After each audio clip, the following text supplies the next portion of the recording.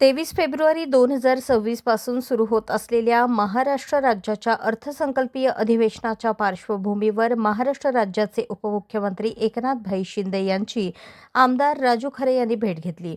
या भेटीदरम्यान मोहोळ विधानसभा मतदारसंघातील प्रलंबित विकास कामे, ग्रामीण भागातील पायाभूत सुविधा, रस्ते, पाणीपुरवठा योजना, शेतकऱ्यांसाठी आवश्यक सुविधा, शिक्षण व आरोग्य क्षेत्रातील प्रकल्प यासाठी जास्तीत जास्त निधी उपलब्ध करून देण्याची मागणी केली.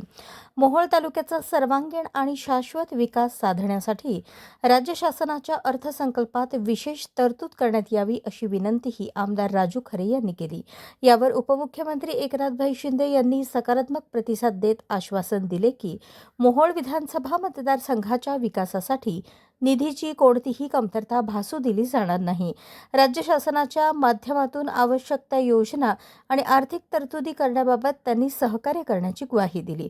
मोहोळच्या विकासासाठी सातत्याने पाठपुरावा करून मतदारसंघाला न्याय्य हक्काचा निधी मिळवून देण्याचा आमदार राजाभाऊ खरे यांचा निर्धार या भेटीतून पुन्हा अधोरेखित झाला.